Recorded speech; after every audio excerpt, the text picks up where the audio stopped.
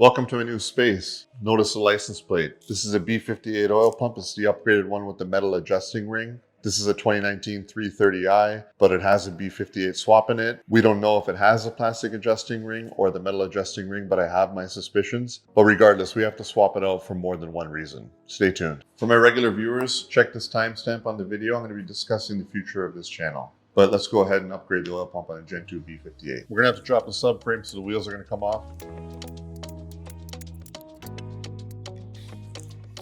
We're going to be pulling the fender liners. We're also going to pull this rear one. To get these clips out, you got to push in.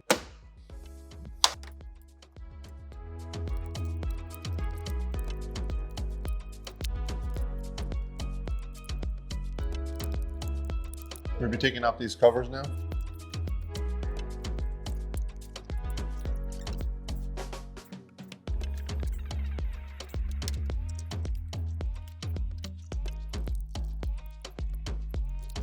The steering rack's going to come down 21, D40.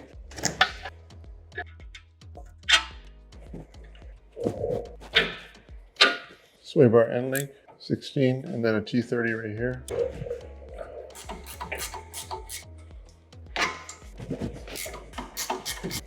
Going after these control arm bolts, 18.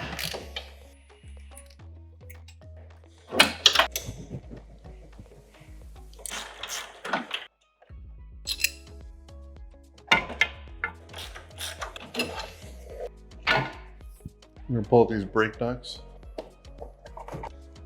These were 18 mil. I'm going after these two 13s.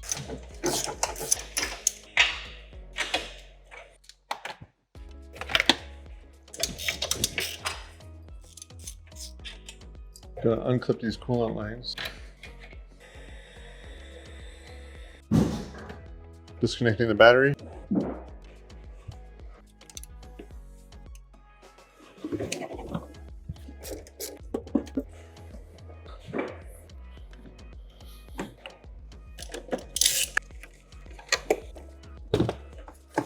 Setting up the engine support bar.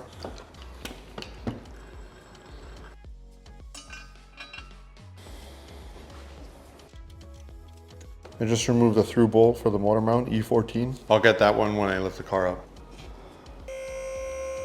This connector is not going to look normal. It's something I did because I got a really good deal on this rack.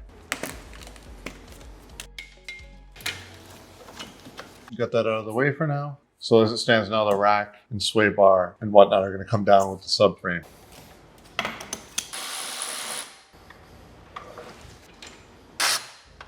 Wheel centered, you can't really screw this up, but I took out the E10 that goes into the steering shaft.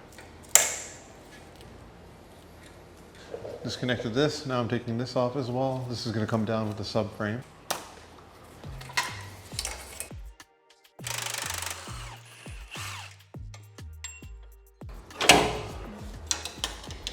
These auxiliary coolers have lines on the top and bottom, and they clip in 4 places. One here, one on the other side, 2 on top of the subframe, and then this also clips in a couple spots on the bottom. 21. 18.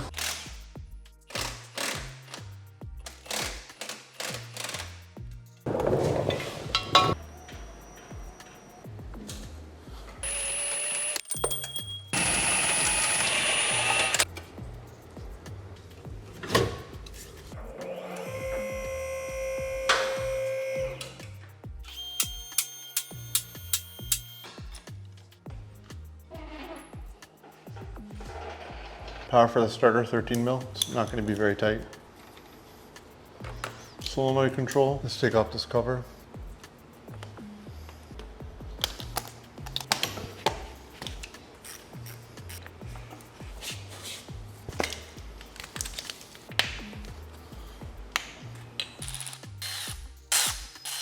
I noticed a little bit of seepage out of here when I first got this engine. Very minor, this is after 10,000 miles or so, but it's going to give me an opportunity to address this as well.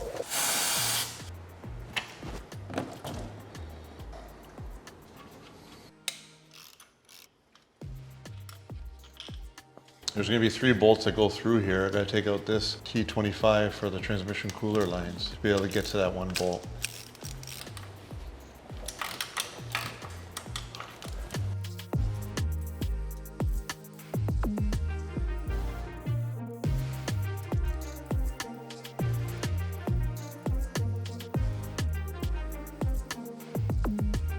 So there's 3 bolt lengths. The majority of them are one size.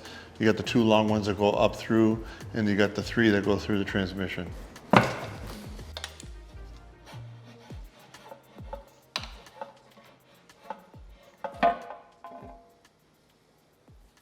You're gonna want a T45, I cut one short. To loosen this bolt, you're gonna tighten, because it's reverse threaded. They make a special holding tool for this, but there's not a lot of torque on that. This can just hang here.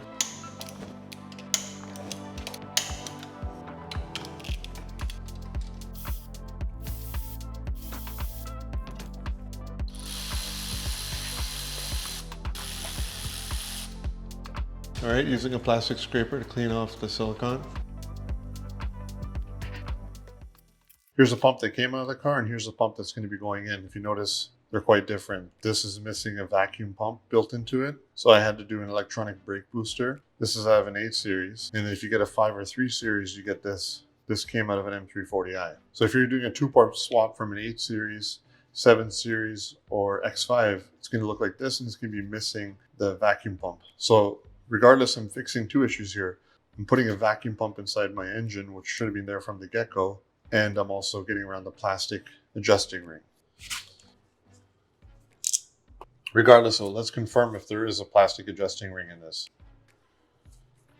You can confirm if it's plastic or not just by looking inside here. There's brown plastic there.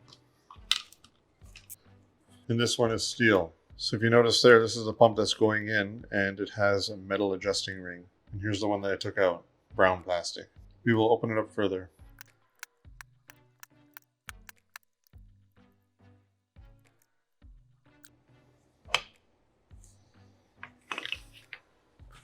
I think I have a definitive answer regarding what's going on with these Gen 2 B58 oil pumps. We got both variants here, oddly enough. So the metal one doesn't have any issues reading oil level, but the plastic one can. It's an indicator of failure, but it's not necessarily the catastrophic failure that a lot of people are talking about. I'm going to insert a clip of me trying to check my oil level. As you can see at 20, it just kicks you right back out. What's happening is this expands due to heat, in my opinion, and then it doesn't actuate properly. And that means that it is a variable ratio, and it is trying to make less oil pressure at idle, but this thing's jammed up, so it can't. And then you get kicked out because it's reading more than 47 PSI a little bit above idle. What I can do is get the oil up to temperature from a drive, shut the car off, let it cool off for 20 minutes, go back in the garage, and then I can check my oil level, because this will have cooled off enough that it can actuate properly, and the oil's still warm enough that it could do a proper read. So this is a variable ratio. The spring goes back and forth. Oil pressure comes from this side and varies the way this moves. I think that this has a flaw where with Southern cars, it can still be an issue because this thing expands and then it doesn't move the way it was expected due to dissimilar materials. And it's not a big deal for the most part because this thing will default to the highest oil pressure. It'll keep getting worse to the point where you're going to have so much PSI under load that it'll trigger codes. It keeps binding up in a worse position. So that would affect anybody with this plastic adjusting ring. Up until, I believe, late 2020, you could still potentially get this. So people are saying check for being able to read oil level when the car is warm as your first sign of failure. True, but also that doesn't necessarily mean that it's a big deal. It's just going to have more pressure than less. More pressure is better than less, of course. Eventually, if you're in a cold climate, this will fail due to thermal expansion from getting too hot and too cold. As it keeps cycling back and forth, it gets brittle and cracks here and here. And this chunk moves over here and blocks the oil pickup, gets in the way. So it can't get enough volume of oil to deliver as much oil pressure as is required. And therefore, you'll have low oil pressure. You can probably grenade your engine. So in a cold climate, you got to worry about this failing and blocking the pickup. In a warm climate, you got to worry about expansion where this doesn't move as it should. But if anything, it's not going to leave you at low oil pressure. It's going to leave you at high oil pressure. That's why people aren't having constant engine failures. It gets worse over time. The more miles and the more cycles, the more it's likely to bind up at higher oil pressure to the point where you'll get codes all the time. And those codes could protect your engine in other ways. Maybe you'll burn out your vanos actuators, or too much pressure will damage other parts of the engine. But by default, your bearings in the bottom end aren't going to be damaged by high oil pressure, maybe some seals. So that explains why I'm doing it, because I can't read oil pressure, but I also need a vacuum pump because I put the wrong motor in my car. But just because it looks good doesn't mean it's working as it should. So where it gets confusing is with the part number. 359. This is a ZTK pump from the tract pack for an M340i. Then you have 454 for 7 Series, X5, 8 Series without the vacuum pump. And then you had 453 for the M340i without the tract cooling package. So what I imagine is this pump is actually higher volume potentially to fill up the oil cooler and deal with the demands of more plumbing. And it just so happened to have the metal adjusting ring. So when they discovered this problem, they just started putting this in everything, whether you got the tract cooling pack or not. So you got a better pump. That's how I see it. I could be wrong. It could just be the metal adjusting ring that makes this different. But if that was the case, why did the part number for the 7 Series, etc., not change from 454? All they did is put the metal adjusting ring in this without the vacuum pump. So they updated this to a newer revision, same part number, and that solved your issue. But you don't really know 100% by looking at it without taking up the pickup if you have the plastic adjusting ring or not. 453 was for the standard M340i. So what they would have done is potentially put the metal adjusting ring in here in the standard M340i and then kept the same part number. But I guess it was just easier to put this in everything, the better pump that came out right from day one. 359 ZTK package, whether you have the tract cooling pack or not, you're going to have this if you have a later production M340i. Probably a better pump. Because if it wasn't a better pump, then why didn't they change the part number when they put the metal adjusting ring in this more simple oil pump? That's my theory anyway. I'm grabbing at straws. But just so you know, 359, you're good on G2X, G3X. 454, you got to check with your dealer, run your VIN to see if they can tell you what ended up in your engine if you have a 7 Series, X5, 8 Series, etc. And the chances of you having the plastic adjusting ring could be 50-50 all the way up until late 2020. We're going over the new oil pump. We're going to need 4 of these bolts. They're stretch bolts. And then the bolt that goes through here is also a stretch bolt. I'll put a link in the description to all this hardware. There's dowel pins that are definitely reusable, so I'm not going to be pulling those out and disturbing them for no reason.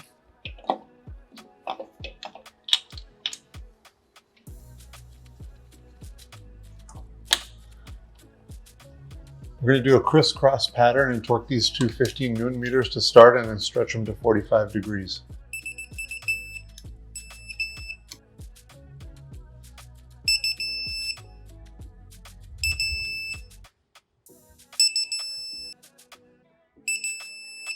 This you just do 5 Newton meters to get it started, snug. Again, you're loosening. Then you got to do 90 degrees. There's no way to get a torque wrench in there, of course, to indicate you're 90. So I'm just going to put a white mark on the side. And then when it's facing straight down, we'll be at 90.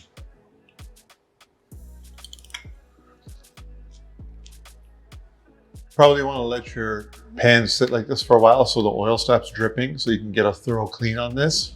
I use a soft bristle stainless steel brush to get rid of all the old silicone, and then I brake cleaned it and wiped it 5-6 times so it's really super clean. I'm gonna go over and work on the pan now. We're gonna be copying this pattern, going for about a 2 millimeter wide bead, and we're gonna have about 12 minutes to put it back on the car. I'm using L-Ring Durco High Temp Black.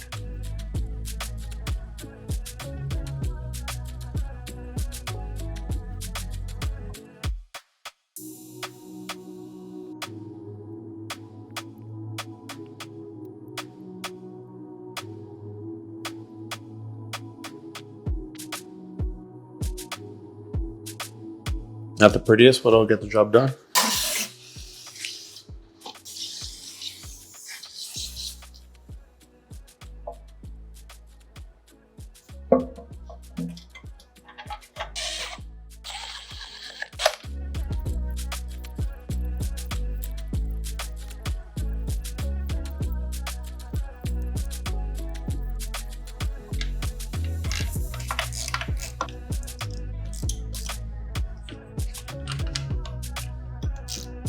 These are all 24 Newton meters.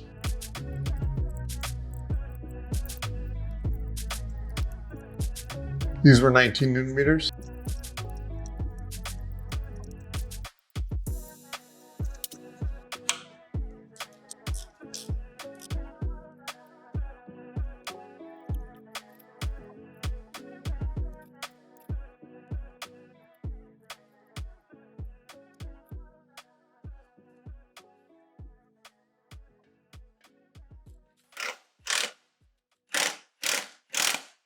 The motor mounts have been put on the brackets on the engine and taken off the subframe. It will be easier to get everything into position.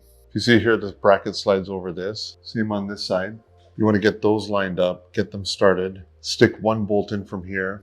Take out these bolts, hang the motor mount loosely so you can guide things into position, and then come over and install the second long bolt, and then install the long bolts up at the front, and then the rear bolts back here. So leave this one loose as well. I have the nut completely removed there. I'll sort that out once it's up into position, and make sure you guide the steering rack into place.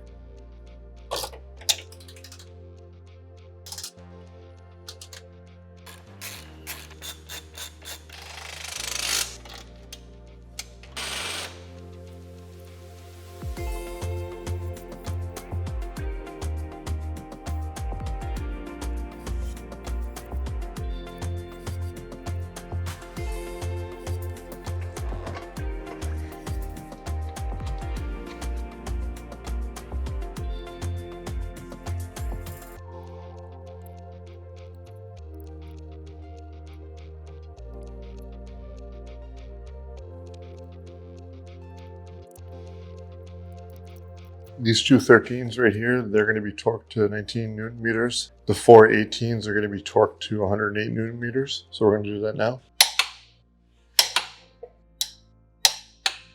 The two rear 21s are going to be torqued to 175 Newton meters. Loading up the suspension so I can torque the control arms.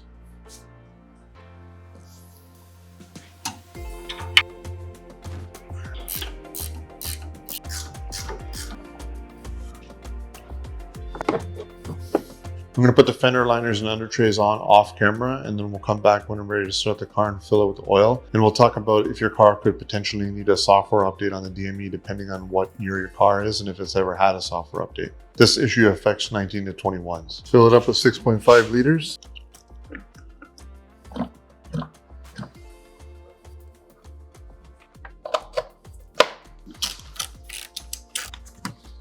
We'll disconnect the ignition coils to prime it.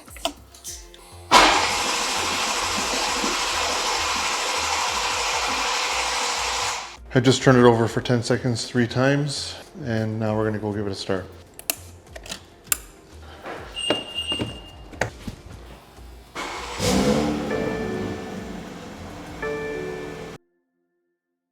Real quickly, let's talk about if you need to update the software on your DME if you do the oil pump upgrade. One of the appeals of a 2020 M340i is the fact that it has an unlocked DME. You don't have to femto unlock it, but the trade-off is you have to upgrade the oil pump no matter what. So if you're on original software and it's never been updated, you may need to update the software on your DME, which may mean it becomes bench locked after the fact. It runs a different algorithm and detects when you have the upgraded oil pump. So I understand. When I put this engine in, it's running software from 2023, so therefore we're good to go. Okay, so either you watched the video or you jumped right ahead. Either way is good with me. I'm back in Texas, as you saw by my license plate. And one of the benefits of being in Texas is you can get more for your money, more space, lower cost of living. Life's a little bit easier. So let me show you what I'm dealing with here.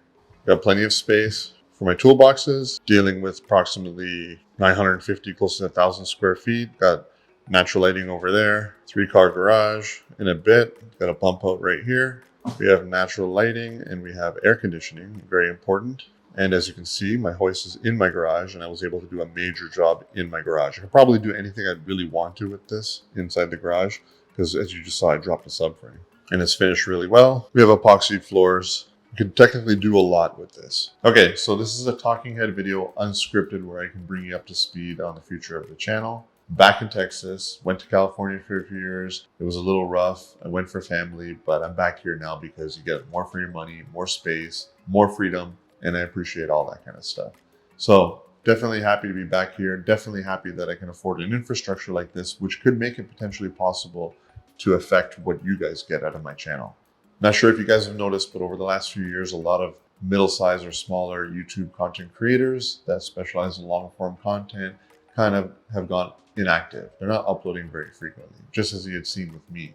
Probably because they got to put their priorities elsewhere. Either they're growing, they're getting older, But if the money was good enough, of course they would all just still do it and find a way to justify it. When people did it as a hobby or to scratch that creative itch, or maybe just to get the subscriber play button, who knows? But what it boils down to is it was sustainable. People could find a way to get you 1 or 2 videos a week, maybe at least once a month. But now it's just the bar to entry is so high in terms of getting picked up by the algorithm or whatever tweaks have happened, or maybe it's just people's attention spans are cooked because of short form content. I don't know.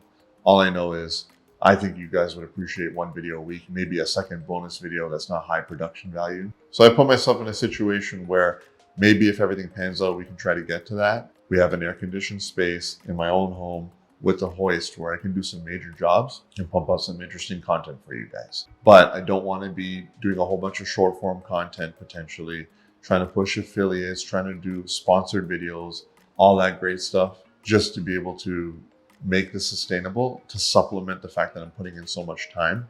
It's just not the way I want to approach it. So it's going to be either we go out with a bang, or maybe I'll just try to stick to a few videos a year. But what I'm going to try to do going forward is 1 video a week. If we can do a second not such high production value video, I will consider that. But the only way I can see this being possible is with memberships. So normally when you do memberships, you make exclusive content, stuff that would make it worth subscribing to. But what I would tell you is I don't think I would want to do that. It kind of rubs me the wrong way when people just go fully on memberships. So I have the infrastructure now. I have my own space in my own house where I can just walk there after work or in the evenings on the weekends and do some interesting content. I have a hoist in my own garage. So I can do something major like change an oil pump right in my own garage. It's air conditioned. It's epoxy coated. I can make this work in terms of pumping out videos for you guys. And I feel like, I'm not trying to toot my own horn, but I feel like I put out different type of content. I do stuff that other people won't. We pushed this car to make 500 wheel horsepower nearly with a 4-cylinder, and then we swapped it to a B58 just like that in a motor that never came with it, the 2-port that came out of this 2020 Supra 8 Series, etc. And we pushed coating to the limit and just got into interesting topics. So, I can keep it super interesting. I'm even thinking the first thing I would like to do if this hits and memberships really kick off is get a 330E and build it to where it can embarrass a B58 powered car with the turbo upgrade and the hybrid system. I would get something like that, build it up, make it awesome, and then sell it where it could do quite well here in Texas. I want to get into next level content if at all possible. And I don't want to have to be pushing affiliates, doing sponsored videos, and doing a whole bunch of short form content and everything to make it viable where it's just a business pushing generic product to be able to supplement or make this possible. People used to do it with merchandise back in the day, or they'd always find a way to turn it into a business so that a very small portion of their money that they would get every month would come from the YouTube AdSense. But I just want to get it to the point where I can just focus on cool content. If it's possible, I would like to make it where it's viable to do this as a strong side hustle. So what I'm thinking is 2 tiers. I'm thinking $4.99, your base tier would get you stuff like the same content I already put out, but I'll leave in a bunch of the interesting stuff. Like when I did the coding video, I'll make it an hour and a half long and just put it up as a member only, where you can get that nitty gritty stuff that would perform terribly in terms of audience retention or the YouTube algorithm. Once it would see that little dip because I'm deep diving into coding and whatnot, it would just spit the video out. So I would leave that in there and just kind of give you content that you wouldn't get elsewhere, what everybody usually promises with memberships, and then maybe a $14.99 for the OG guys, for the guys that really want to see me be successful with this and make the most of my free time and my hobby. With that, I'm thinking more of this, more of the talking head stuff, more of me giving my opinion, more of me going back and forth and engaging with the comments, and really just giving you my perspective on the world and my perspective on the car community and everything, just basically where I can speak my mind. Actually, talking head videos perform quite well nowadays on YouTube. So maybe if you guys think it's a really good video, you can put it in the comments that I should release this to everybody. And then that same video would get distributed. I would take it off. I would just have it where it goes live on memberships a couple of weeks early, and then eventually it goes to everybody. So we can just kind of play with it. There should be some exclusive stuff where I really talk about topics that I care about that would perform maybe not so well on the algorithm. And then there's going to be the long form videos where I push them to be not as edited and to leave in segments that I would have cut otherwise, And then I'll try to mix in something purely interesting that I may only just do for memberships. But what it really boiled down to is, if this can work, this is kind of like a last hurrah for this channel. You guys, if you do subscribe and you do the membership engagement, then you'll be supplementing. I don't want to change. Right now, changing would be actually uploading, because I'm not uploading. I've gone months, there's 5-6 month hiatuses back to back now. I don't want to do that anymore. So really, if you guys do memberships, you're getting all that exclusive stuff, but I can't really commit to it being something revolutionary. I can just say that you'll be the reason why I can do the consistent stuff for the people that aren't members. Kind of how it should be. You'll be bridging the gap where I can justify to my family and to everyone around me doing this, so I can give them a better lifestyle. So maybe we can get some stuff delivered and I can free my time up from running around so I can get into the garage.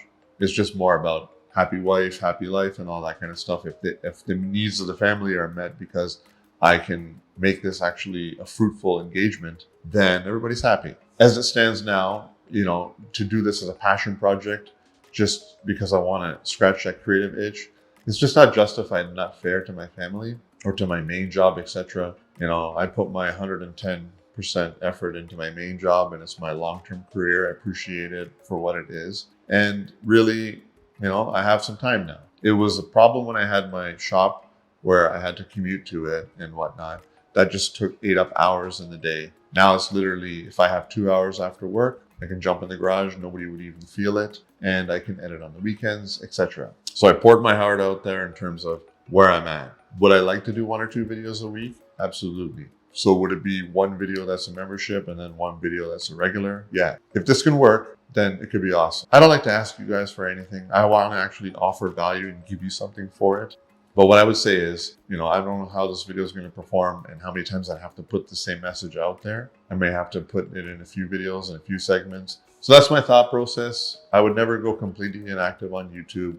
Would I have these hiatuses here and there, and would I not be consistent? Would I just do it when there's genuinely something worth uploading? Yeah, that's probably how it would go. Or if I do another project on my own car, etc., then you guys would come along for the ride. But if you guys see this video and you're like, I wish this guy would upload more often, as you guys have put in the comments, then if you do the membership, you're going to be the reason why it happens. And if you do it even for a couple months just to see if I'm going to deliver on what I'm promising, fair enough. And then just if it doesn't work out, I wouldn't even want you guys to stay subscribed as members if I'm not putting anything out there. Stuff you could expect. We'll pick up some cars that need to be saved, E-Series, F-Series cars that are clapped, that have mechanical problems, bring them back to life, maybe a couple auction cars. We would get a 330E, same like an M Sport like this, make it a beast, sell it. This is a Gen 2 B58. Could it make 800 wheel horsepower? Who knows?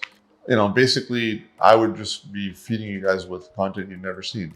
Or I think what you guys would really love to see is a base G20 like this, maybe a 330E that's bare bones, super basic. And then we do full retrofits like the assisted driving, hardcore coding, making it fully loaded like this thing, laser light retrofit, and all that kind of good stuff. So that's what I'm asking from you guys. We have this infrastructure here just sitting here, and I kind of feel bad for not being consistent. So if you guys got it in you, it would be like another one of those generic video subscription models.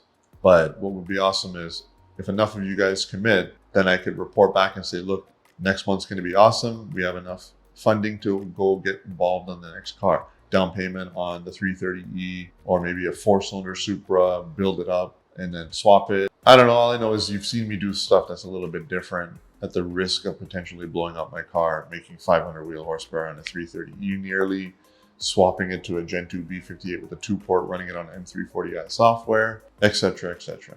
So it's going to be 2 tiers. Like I said, 1 tier is going to be just leave all the fluff in there, make it a long form video, give you all the nuance and stuff to actually do like a proper retrofit or the kind of follow along situation. So if you see a series of mine and you're like, I wish you would have left this part in, or I wish you would have just talked his way through this whole thing, then it may be a 2-hour video that I turned into a 20-minute video. I'll just put it up there. I'll try to squeeze in something that's purely exclusive, but really, I don't know about that. We'll see how that goes. And then we're going to do talking head where I can just get into details. I may just give you my opinion on the new cars that are coming up or the world in general, just where I'm at, maybe a little bit more into my engineering background. and whatever. Who knows? All I know is I would take your suggestions for that, and I would make it interesting, and I would engage with the comments. I would have to make it a mission that if you are top tier membership and you ask me a question, then you should expect a thorough answer and some back and forth. Fair enough, right?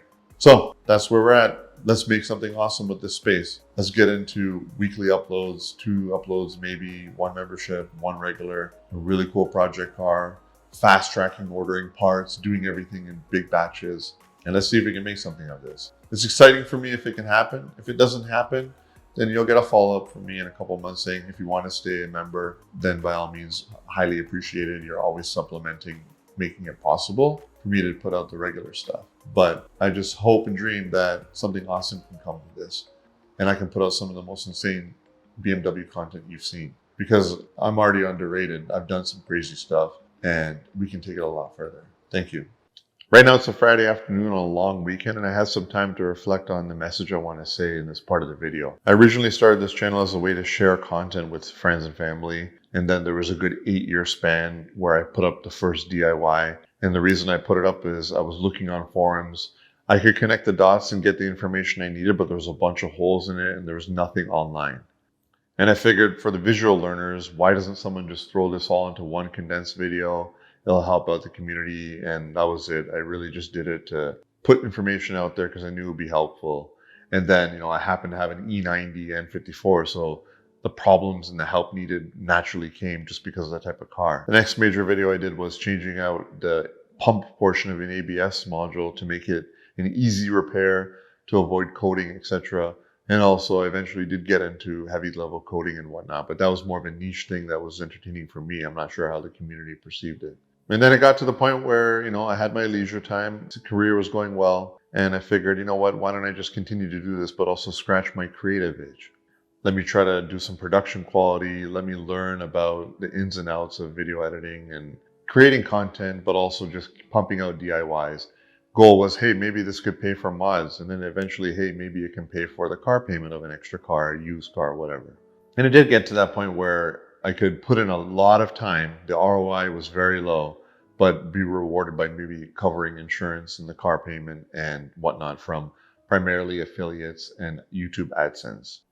That was all well and good, but I'm sure a lot of you guys can relate to the fact that over the last few years, with all the money printing that's happened throughout the world, that a lot of people are exchanging their leisure time for side hustle time to make ends meet. Your evenings and weekends may have to be used for other things. You could have dual income homes, and you could still have them both side hustling just to be able to make ends meet, because things cost a lot more nowadays. So I'm at the point where the backlog of videos are very helpful. They're pretty much maintaining what I just described, paying for mods or a car payment and whatnot. But, cost of living is ever rising. And I can't justify putting as much energy and time into, first of all, I can't justify having leisure time. I either got to find a solid side hustle beyond this, or there's an opportunity to try to combine the two, which I had always hoped for. I always was chasing the YouTube plaque, thinking that maybe once you eclipse that threshold, you can get to the point where you'll have enough steady viewers where the AdSense makes it where it could be a good supplemental income. But as you've seen, a lot of automotive YouTubers and whatnot, unless they're really huge, have kind of dropped off just because the algorithm is looking for either really genuine content, stuff that would happen once or twice a year and you'd be lucky to have your camera with you to be able to film it, or it's looking for super high production quality, or it's looking for really engaging storylines, or you have the people that try to combine it all and they go all in on it and then they're super successful. So really, we're at this weird stage where you have AI coming into the equation. You have an algorithm that is looking for a certain amount of audience retention and engagement. Then you have people with attention spans that are lacking because of short form content and whatnot. So then even Hollywood can't compete with keeping people engaged, and things have changed. So there are people that will just be like, let's just go all in on nonstop, super fast paced, super engaging, amazing storyline, good production quality, and basically just pumping out something that is inorganic. You can't do that with a DIY in terms of being informational and really giving you the nitty gritty and ins and outs without the algorithm completely saying, well, what 15% retention here? It's not going to work. This is not entertaining. Yeah, you'll eventually, after a few years, find those people that genuinely need the help if you put the authentic title to the video and make sure that it matches exactly what the video is, you will, have terrible performance out the gate. But if you give it enough time, people will search it and find it, and then you'll help the community. You just got to be like, let me plant this seed, and 4 or 5 years from now, let's look back on it. And then maybe it'll pay off, maybe it won't. And I don't have the time to be able to put that in. And it's also kind of boring in terms of doing the creative aspect, the part that's actually a good hobby and fun for me. So we got one problem. First of all, I don't want to do a whole bunch of short form content or go hard on affiliates and sponsorships just to be able to supplement this even being viable, which a lot of people do with giveaways, merch, or they have affiliates like crazy or sponsorships, and 10-15% of their income comes from the AdSense, and they make it all work on other ends.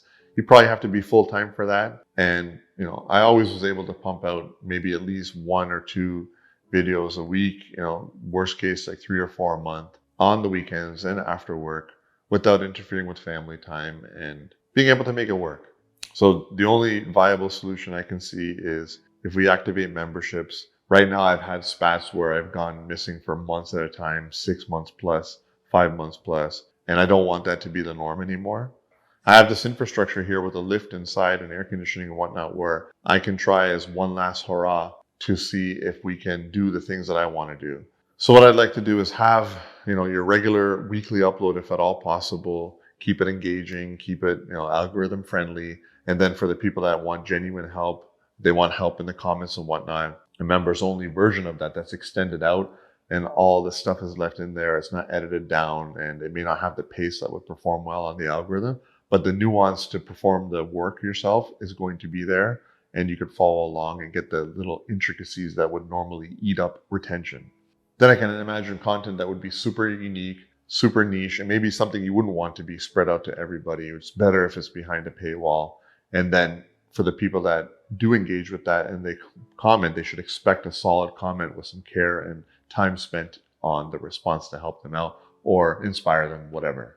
The DIY video that you're in right now, I want to mix it into something that was conventional. But that video ultimately is helpful and it's niche and it's my usual thing where I do something big at home. And I've done big things with this car. It was making 500 wheel torque as a 4-cylinder. It's been swapped to a B58. Very intricate, nuanced stuff that required coding, all this crazy stuff. So the ask is, there's probably going to be 2 tiers of memberships, if that's even possible. One on the high side for the diehards, one on the low side just to support. And then I'd like to have extended versions on the low side. So basically you get it early and it's just not actually less work to make because it's less edited down. You'd get exclusive access to that. And then you'd be helping subsidize the regulars by making this even viable for me to continue doing this.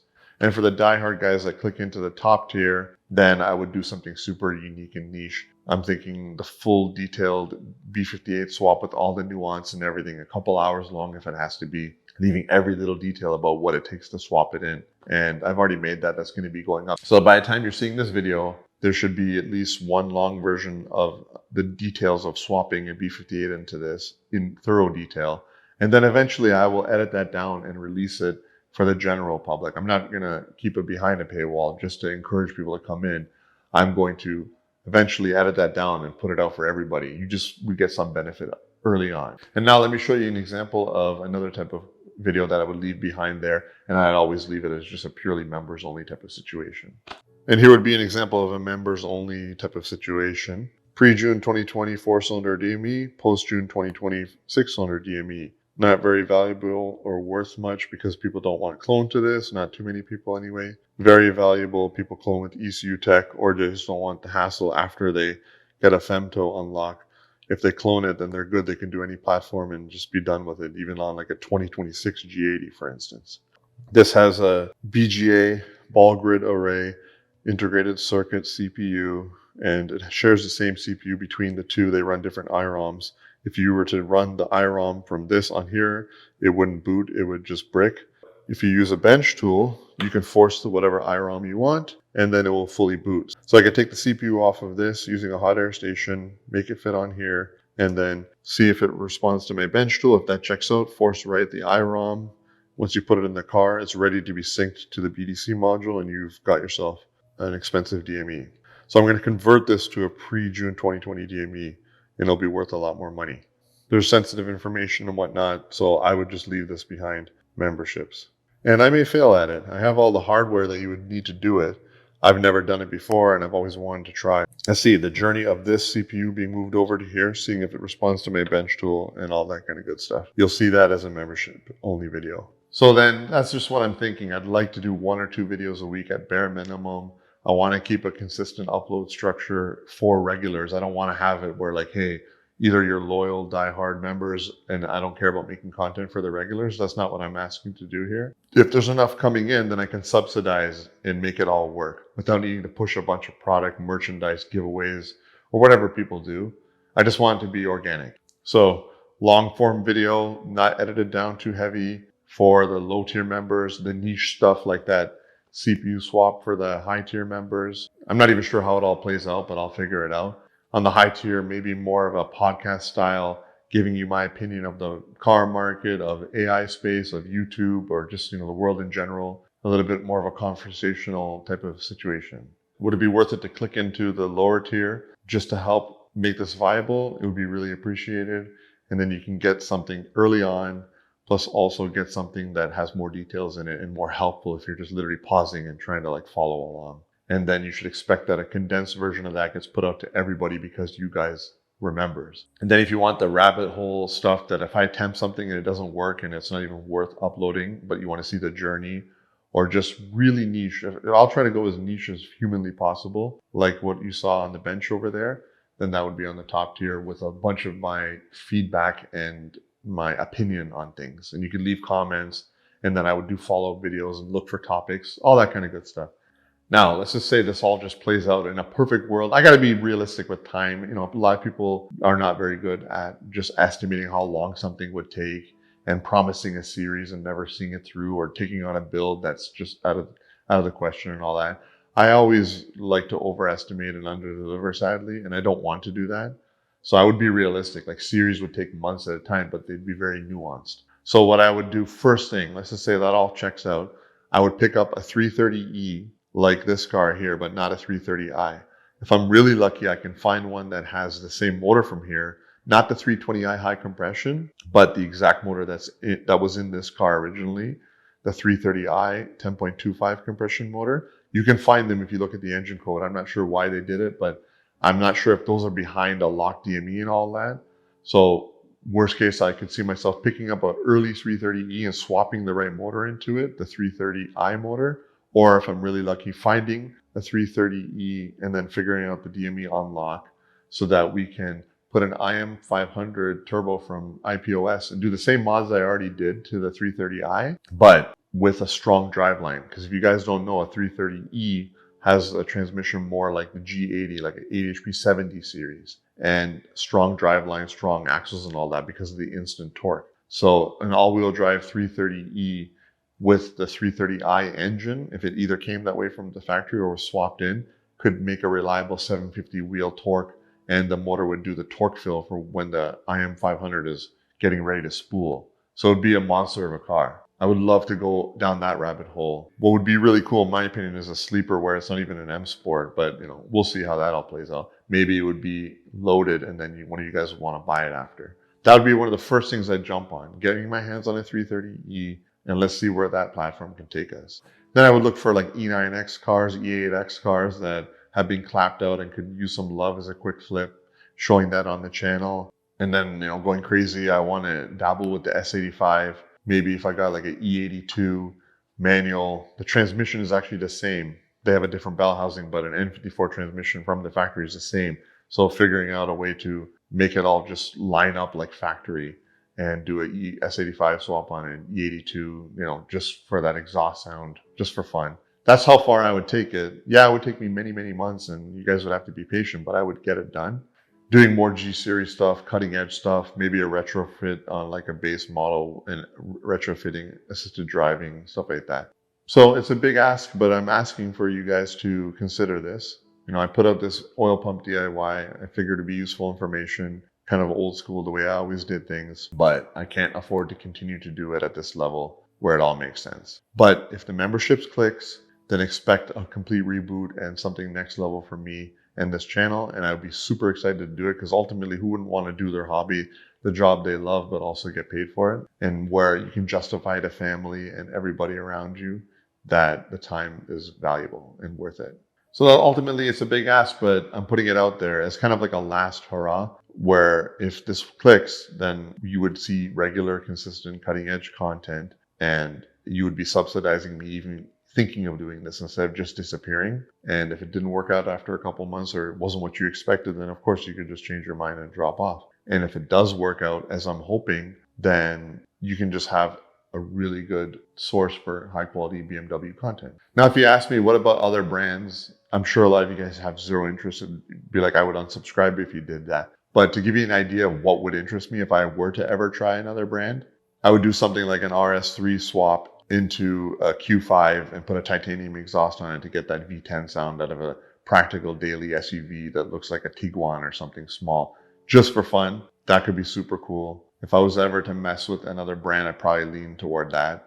But I, of course, stay 99% BMW. So consider that if you could. It would be the only way that I could constantly upload and put all my time into this without needing to go really hardcore focused into something else. Thank you. Now you know how to swap in a Gen 2 B58 oil pump. If it's plastic, get it the heck out of there, in my opinion. Don't even mess with it. Don't wait for your reading to fail. Eventually, it could just lead to something bad. It's not worth it. Could you do it yourself? Yeah. Without the hoist, it would have been a pain. It would have probably taken twice as long. You could do it yourself. But get it done, even if it costs you a couple grand at an independent shop. It's pretty important stuff. So filming this video here was me kind of shaking off the rust and trying to get back into the swing of things. I have a couple commitments to discuss, prior commitments. ECS tuning came through clutch on the build series for Juan Carlos's E92 N55 power car. That's still coming. I'm not sure if you guys are aware, but ECS tuning, your go-to for performance parts, also does lifetime replacement. So you have a one-stop shop where you can take care of all your maintenance as well as take care of the performance. You don't have to go to multiple places for that. So pretty awesome. I've been working with them for years. They show me the whole affiliate way, so they're a highly valued partner. And then we have an Android head unit to retrofit. There's an exclusive video coming on that for the E92 from Sedan. So a little behind on that, but we're going to get that edited and put that up as well. And in that N55 series, we have an EKP module, a robust stage 4 module from ET3 Design. Bill from ET3 Design came through with supplying the part for that, and we're definitely going to feature that. But a really quick summary, if you have an E-Series car and you have a Gen 2 or Gen 3 fuel pump control module and it's failing, if you want one that's much more robust, that already has decoding built in so you don't get that warning every time you shut your car off, and a whole bunch of other features, being able to drive an additional pump, etc., that is coming as well. Thanks for watching.